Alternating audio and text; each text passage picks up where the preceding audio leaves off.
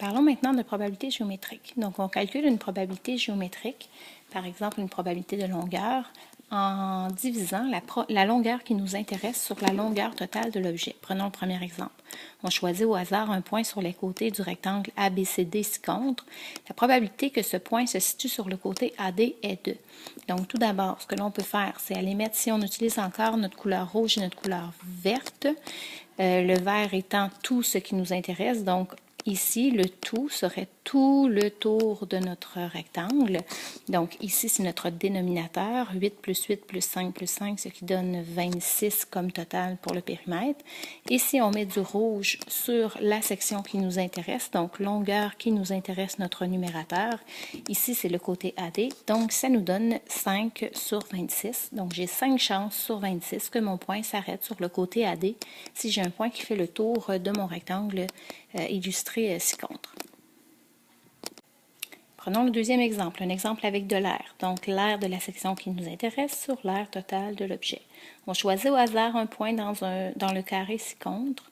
La probabilité que ce point soit dans le cercle est 2.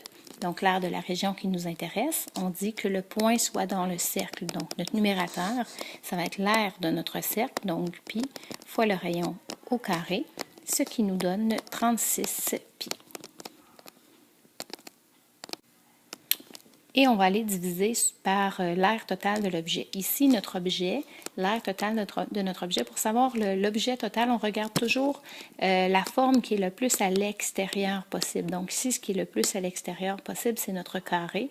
Donc, on va mettre sur l'aire du carré au grand complet, donc 12 fois 12, l'aire de notre carré, 12 multiplié par 12, ce qui nous donne 144.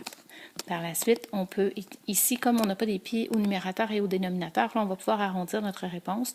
Donc, on va faire 36 fois pi divisé par 144 pour obtenir notre réponse que nous pourrons arrondir au centième près de pourcentage. Ce qui nous donne donc environ 78,54% de probabilité d'atteindre le cercle si je lance une fléchette sur l'ensemble de cette cible-là. Poursuivons avec le dernier exemple, qui est un exemple avec le volume. Donc, pour trouver la probabilité qu'un point qui se promène sur le gros prisme s'arrête sur le petit prisme qui est à l'intérieur du gros prisme, ce que nous devons faire, c'est le volume de la section qui nous intéresse sur le volume de l'objet au complet. Ici, le volume de la section qui nous intéresse, c'est le volume du petit prisme, alors que le volume de l'objet au complet, ce qui est le plus à l'extérieur possible, c'est le volume de notre gros prisme. Donc, nous allons avoir besoin de calculer le volume du petit et le volume du gros. Comme nous avons la dimension du gros prisme, nous pouvons tout de suite faire 8 fois 5 fois 6, ce qui nous donne un volume de 240 cm3 pour notre gros prisme. Et on nous dit que notre petit prisme est 3 fois plus petit.